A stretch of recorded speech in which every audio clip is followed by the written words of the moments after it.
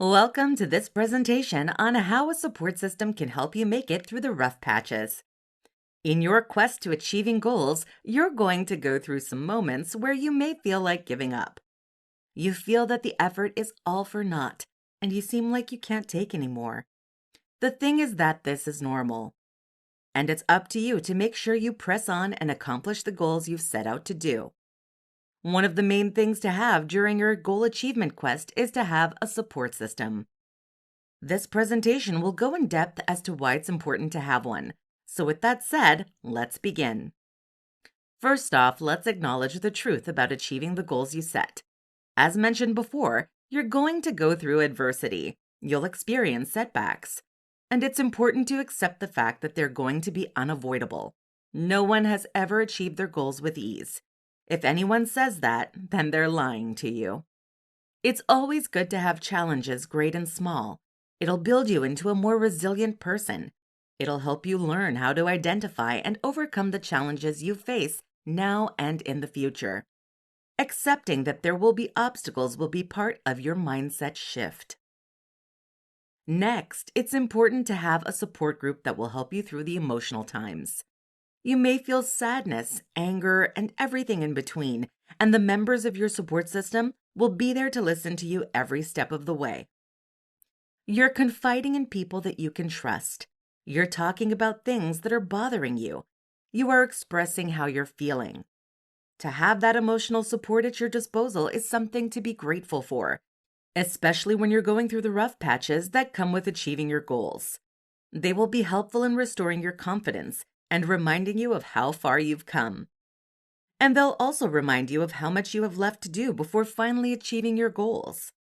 Another way a support system is helpful for you getting through adversity is that they can provide you with perspective and guidance. You may have a mentor as part of your support system that can point you in the right direction. They understand the challenges you've been through because they've experienced them as well. They're aware of the problems and the solutions that exist. So if you have a mentor for certain goals you want to achieve, they'll be there at a moment's notice. If you have any questions, ask them. If you need some kind of help, don't be afraid to reach out to someone who might be able to assist you. There's so much you can do on your own, but you can tend to get stuck at times. So it helps to reach out to someone for guidance if such is needed. Finally, your support system will be there for you to celebrate your wins and accomplishments of the major goal. This will give you that sense of accomplishment, and it's even better when you have people to celebrate it with. It's always great to share your happiness with the most important people of your life. So when the goal is conquered, celebrate with those who were there for you every step of the way. That's it for this presentation. We hope you were able to get a lot of great information out of this. Thanks for checking this out. Take care. In this presentation, we'll be going over how you can overcome self-limiting beliefs. Let's begin by saying that yes, having these are completely normal. The reality is that when we set goals that we want to accomplish, we feel that we can't do them. We fear failure. We fear that we're going to make so many mistakes. We feel that we're not good enough. You hear this every single time, and it's important to know that self-limiting beliefs are temporary. They can be eliminated over a period of time. If you're dealing with self-limiting beliefs and want to overcome them fast, this presentation will be something worth checking out. So let's dive in. First, it's important to understand what self-limiting beliefs are. They are these thoughts and convictions that are embedded in our minds. They're so deep in our minds that they might be hard to get rid of. These usually are built on past experiences, the beliefs of others, and even the fear of failure itself. Speaking of which, let's segue into the list of common self-limiting beliefs. The first one being fear of failure. We're afraid that if we fail, that's it. We feel that it's the end of the world, it's over, and we'll never achieve a goal. That couldn't be further from the truth if we tried. Another thing to be aware of is that setbacks should not be mistaken as failures. It's only failure when you decide to give up. View setbacks as a learning experience. Discuss what you can do in the future to limit the amount of setbacks to occur. The next self-limiting belief is perfectionism. Needless to say, nothing has to be perfect. It should be satisfactory. I know people strive for something that is perfect and flawless, even on the first attempt. But this will cause us to stress out and get more frustrated. So you should consider the idea of accepting that not everything needs to be perfect. Don't aim for perfection. Make the attempt and follow the process. If you make mistakes, no need to fuss. Take it as a learning process and apply it going forward. Another self-limiting belief is having a lack of support. You have a support system that consists of the people you can trust most. You have plenty of support from your friends, family, mentors, and all sorts of important people. So remind yourself that there are people that believe in you, even if you think that's not the case. The final limiting belief that is common is not being good enough. You've probably heard things like you're not strong enough, talented enough, and so on. The truth is that we feel bad about ourselves if we believe in these self-limiting beliefs like not being enough. But you are good enough at doing something. If you don't feel enough, find ways to become that. If you're not skilled enough at something, learn those skills. If you're not good enough at something, find ways to better yourself at it. It may seem like a time-intensive process, but if you stick with being better enough at something, that limiting belief will be gone. That will do it for this presentation. We appreciate you for checking this out. You now have the ideas on how to beat the common self-limiting beliefs. As long as you nip them in the bud and look at the positive over the negative, these limited beliefs will be a thing of the past. Thanks for checking out this presentation. We'll see you next time. Enjoy your day. In this presentation, we'll be talking about how you can overcome setbacks that happen unexpectedly. And yes, that does tend to happen. They say to expect the unexpected, but it can pop up anytime and any place, so it may be a good idea to prepare for them. However, the timing of when they occur is a mystery. We don't have a crystal ball to predict when something will happen, so there seems to be a lot of uncertainty around when an unexpected setback will occur. When these happen, you may be taken by complete surprise, and it will take a bit to process because of the shock factor that's involved. Now we're going to get started with the heart of this presentation and discuss how you can overcome these setbacks that pop up out of nowhere. First, it's important to accept and acknowledge that it happened. You'll feel disappointed, sad, angry, or some other negative emotion. It's normal that you're going to feel it. So instead of focusing on the negative, focus on the positive. Focus on getting yourself back on the right track. It'll put you ahead of others who seem to remain stuck in the mud regarding the setbacks they have dealt with. Second, maintain a positive attitude. Of course, we brought this up on the previous point. It's always a good idea to stay positive and maintain optimism when faced with an unexpected setback. Yes, you'll come to the realization that the setback was an obstacle that popped out of nowhere, and you're willing to make sure that you're able to get around it and continue on the path. Meanwhile, you can rely on your support network to help keep cheering you on and voicing their ongoing support for you. The third thing we'll discuss is assessing the situation. Once you have your bearings together, take a look at what happened. How did this unexpected setback occur? You might have overlooked something while working on a goal that you wanted to achieve. Maybe you didn't realize that you missed a key step. The important thing is to examine it carefully. Don't dwell on the setback. Examine it part by part, then decide on what may have caused it. That way, you'll be aware of this setback and you'll learn from your mistakes. Assessing it will give you answers on what happened, how it happened, and what to do in the future so you don't go through the same thing over again. Last but not least, adapt and adjust when necessary. This and assessing the setback go hand in hand. You know exactly what to do going forward, thus making the best adjustments possible. Then you'll adapt to those changes. It may be enough to get you out of your comfort zone a bit, and you'll feel that you're in unfamiliar territory. This is normal for those who want to achieve success. Sometimes a setback can be enough to get you out of your comfort zone, whether it's expected or not. That's it for our presentation. We hope you've learned quite a lot out of this. It's important that you expect the unexpected when it comes to setbacks. Yes, they do exist, but it's a matter of when they will pop up. We suggest not to worry about it so much as it will paralyze you with fear. Keep focused, don't worry, and be ready to take care of any setbacks that may occur, unexpected or otherwise. Thanks for checking out this presentation. We appreciate you taking time out of your schedule to learn about overcoming unexpected setbacks. In this presentation, we're going to explain why perseverance is the key to success. To be more specific, it is one of the keys, and we think that without it, it may be difficult to get through the amount of challenges and adversity that we face when we set ourselves to achieving the goals we make for ourselves. There's no such thing as an easy ride when it comes to success. You're going to hit potholes, roadblocks, and every obstacle, great and small. Anyone who says they have succeeded without failure is obviously lying to you.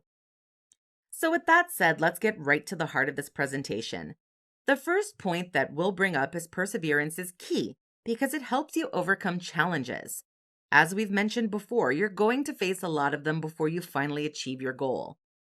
One quote from Thomas Edison was, "I haven't failed 10,000 times. I have successfully found 10,000 ways that will not work." When we take a look at the wording of it, he sees the good in the setbacks.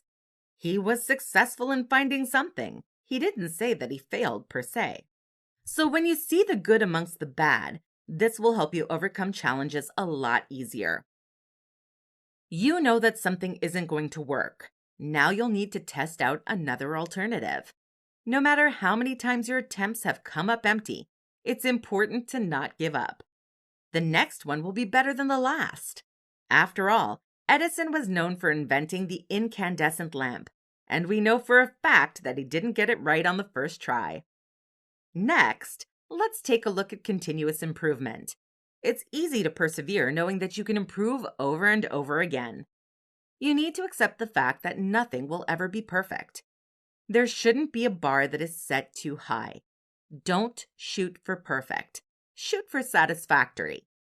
I know there are some perfectionists out there foaming up at the mouth and saying some not so kind words, but the truth is trying to be a perfectionist will frustrate you and you look a bit of peace in your mind.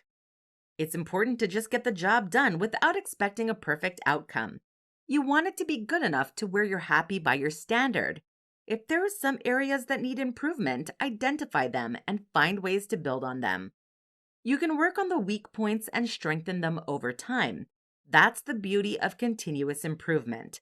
Just because something is good doesn't mean that you can't make any more improvements over time. There's always room for improvement no matter how good something is. Ever notice how Windows is updating all the time? Well, the improvements may be small ones, but it's a good example of how continuous it is in order to make it better for their users. Finally, it's important to build resilience. This may be one of the most important byproducts of perseverance. You know that there will be rough roads ahead, and you'll be prepared to face them head on. It's always a good idea to be ready to ride them and brace for the potholes. You might be able to see what's ahead in terms of obstacles that stand in the way. You can prepare ahead of time to go through them or when you encounter them.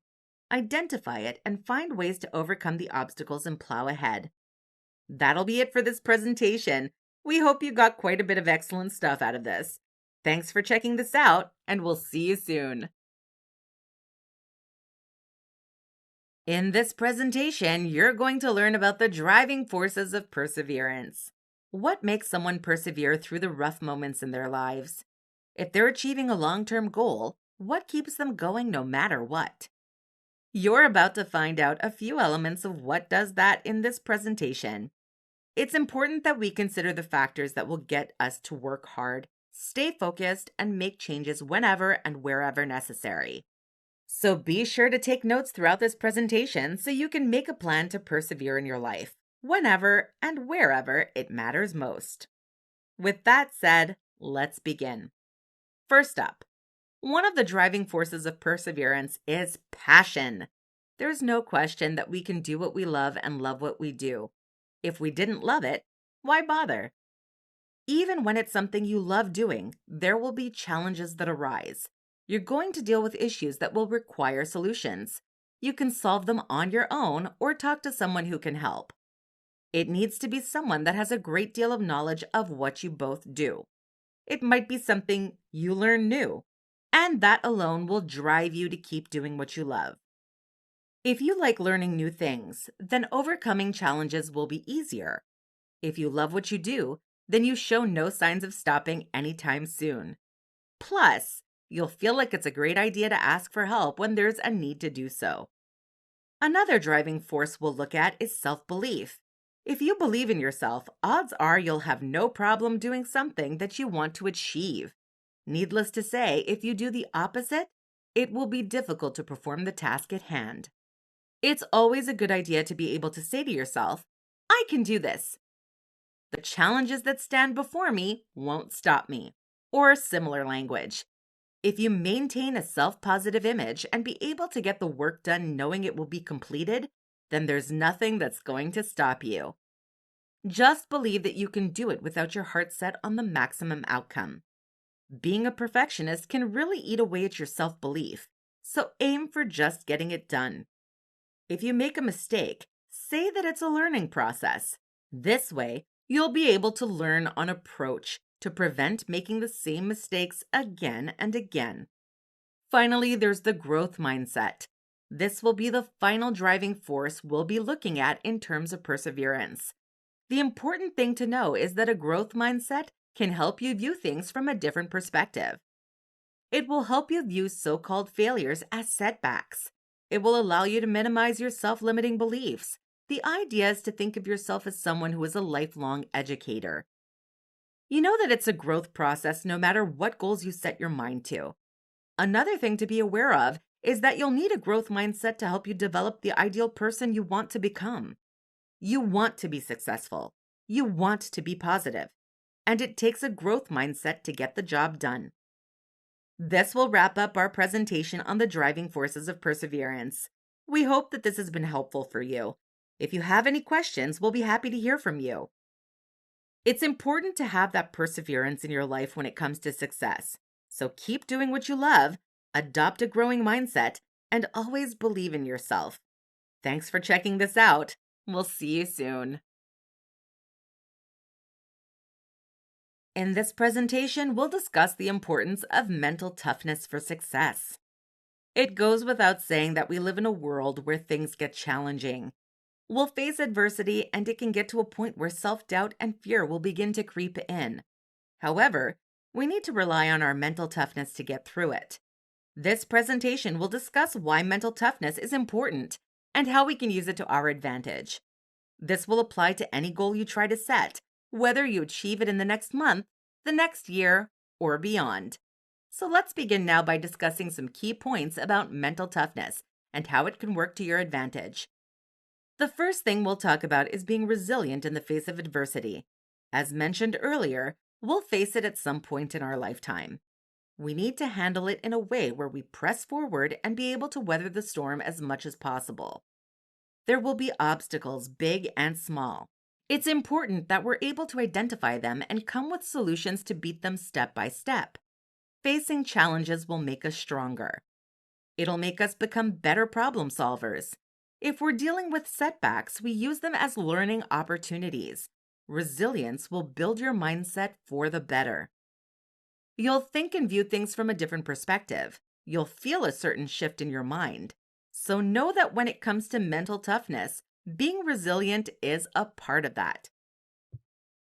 Next, mental toughness is designed to make you more focused on the task at hand.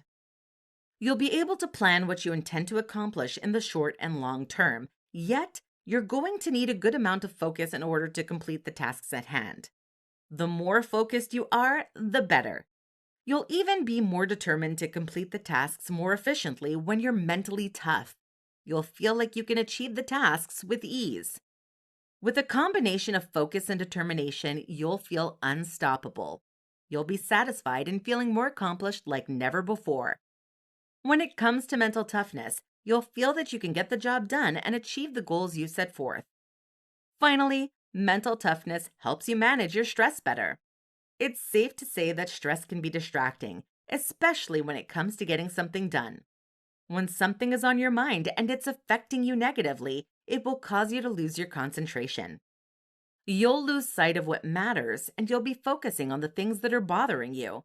With mental toughness, you'll be able to identify what's causing the stress. You'll handle it better in various ways, such as mindfulness. Even though stress is almost unavoidable, it can be managed accordingly. Mental toughness can be great for handling this kind of stress. So stress less, and you'll do just fine. That'll wrap up this presentation on the importance of mental toughness for success. We hope that you found plenty of information to be helpful. Building your mental toughness will certainly give you a leg up on your goals. Mental toughness takes time to build. It's something that doesn't occur overnight. So we encourage you to learn how to be more resilient, manage your stress better, and make adjustments to your mindset to where you're seeing the good amongst the adversity. Thanks for checking out this presentation.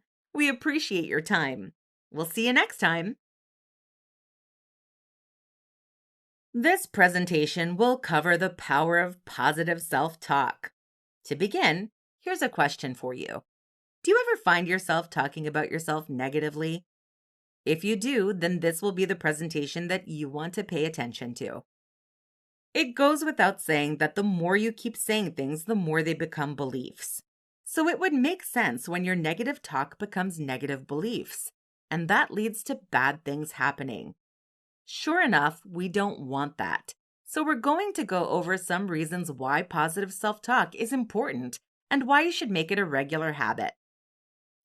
The first thing we'll look at is how it enhances your mental and emotional well-being. When you're talking yourself up positively, you'll feel good about yourself. You'll feel happy about yourself most of the time. Not so much in a bragging sort of way. You're feeling happy and positive to the point where you spread it to others when you demonstrate it naturally.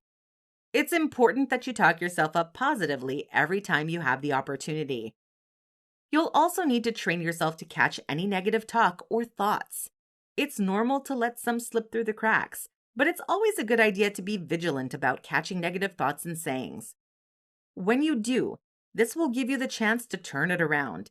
Instead of talking negatively, do a 180 and turn it into something positive. For example, instead of, "I can't do this," rephrase it as, "I can do this." Instead of, "It's too hard," rephrase it as, "It's a challenge, but I'll get there." See what we mean by this? So it's important for you to catch yourself saying negative things and then rephrasing them as something more positive.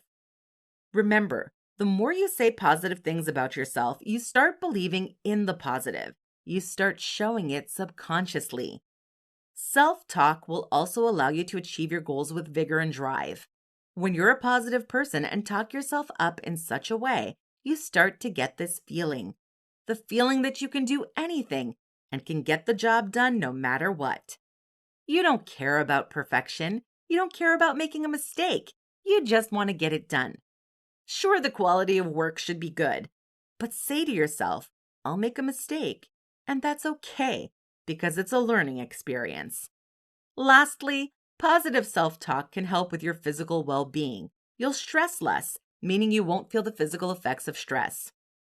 You won't be putting a lot of physical harm on your body, meaning you won't be risking any danger to your health, such as the short-term or long-term negative effects of stress. Not only will you be doing your mind a favor when it comes to positive self-talk, but so will your body. So be kind to yourself with positive self-talk.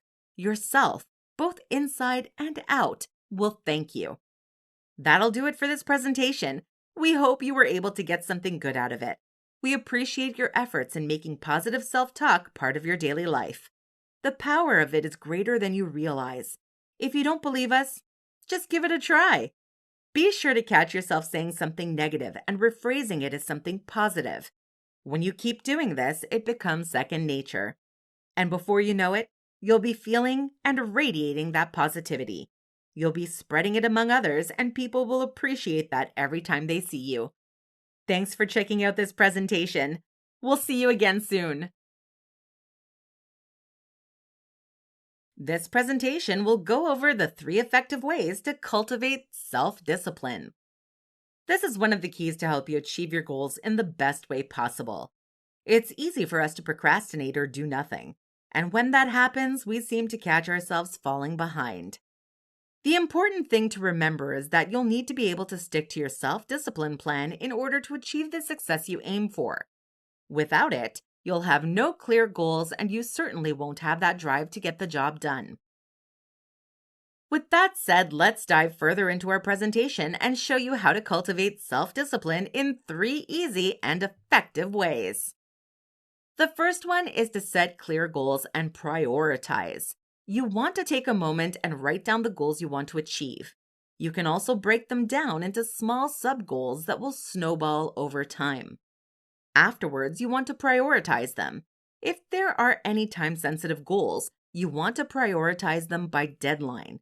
For instance, let's say you plan 2 goals with specific deadlines. The first one has a deadline of 1 month while the other has a deadline of 6 months. The first goal should be prioritized, since you have less time to accomplish it. Now, that doesn't mean neglecting the other goal. If you have a task for that priority goal, do it first. Then you can work on the tasks that pertain to the other goal. Does that make sense? Focusing on the priority tasks first over everything else should be the thing to aim for. The second way to cultivate self-discipline is to create a structured routine and good habits. What you want to do is build a routine to where you're performing certain tasks throughout the day. Scheduling those tasks for a specific time will be important. If you follow a routine schedule, you'll know what time it is and what task that needs to be done. Plus, it'll help you build good habits in the process. So if you keep going with the same routine, it'll feel like second nature. It will be just another day at the office. Sure, it'll seem mundane or tedious, but it won't be the case. As long as it's inching you closer to achieving your goals, it won't seem like a bad routine to do. Finally, practice mindfulness and self-awareness. Stress may arise when you're trying to build your self-discipline. The idea is to take a moment out of your day and breathe for a few minutes. Find a peaceful place where there isn't a lot of distracting noise. Furthermore, close your eyes and let your thoughts wander. Pay no attention to them, just acknowledge them and move on. When you're more mindful, you're aware of what's going on around you. You'll identify what might be stressing you out. But the thing with mindfulness is that you can be able to control your stress levels. And when you do that, you're doing both your physical and mental health a favor. That will be all for this presentation. It's important that you use these 3 ways to cultivate your self-discipline. As you follow this list, you'll notice that you're feeling more accomplished. You'll also feel like you're stepping out of your comfort zone one step at a time. A self-disciplined individual is unstoppable when they have goals to achieve, and they're focused on them. Thanks for checking out this presentation. We'll see you next time.